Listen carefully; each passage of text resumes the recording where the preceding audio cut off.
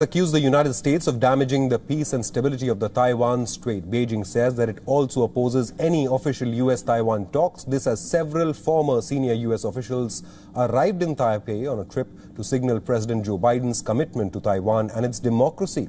Former US Senator Chris Dodd and former Deputy Secretaries of State Richard Armitage and James Steinberg arrived in Taiwan on a trip that has angered Beijing. The three arrived in an unmarked private jet that landed at Taipei International Airport. The former US officials were met off the aircraft by Taiwan's foreign minister.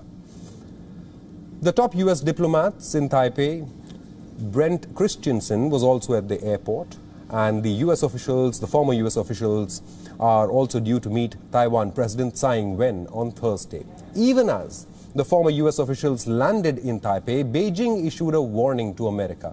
A Chinese Foreign Ministry spokesperson urged United States to observe the One China principle to avoid further damaging the peace and stability of the Taiwan Strait. China firmly opposes any type of official contacts between the US and Taiwan. This is China's clear and consistent position. China has already made stern representations to the US side over its sending of personnel to Taiwan. China has also urged United States to not send any mistaken signals to what Beijing calls Taiwan independence separatist forces to avoid further damaging US-China relations. We urge the US to truly observe the One China principle and the three communiques and immediately stop any type of official contact between the US and Taiwan, cautiously deal with the issues related to Taiwan and not send any mistaken signals to Taiwan independent separatist forces to avoid further damaging US-China relations and the peace and stability of the Taiwan Strait.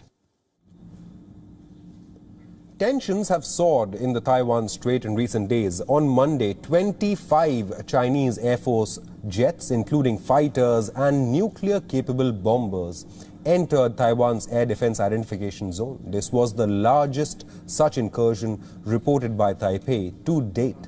China termed the incursion by its Air Force jets as, quote, combat drills. It is important to note that US Navy regularly conducts freedom of navigation exercises in the Taiwan Strait. Earlier, Washington issued guidelines that will enable US officials to meet more freely with officials from Taiwan. This was a step by Biden administration to show US support for Taiwan's democracy. The move angered China, which considers the territory as its own. Following the Biden administration's move, China advised America to, quote, not play with fire. Despite the standoff with Taiwan, engagement between US and CCP administration will continue on climate challenges. China's special climate envoy will meet with his US counterpart John Kerry in Shanghai this week and exchange views on a key United Nations climate conference. Kerry will seek to find common ground on climate change with China. The two will exchange views on COP26, which is the United Nations 2021 climate change conference to be held in Scotland in November.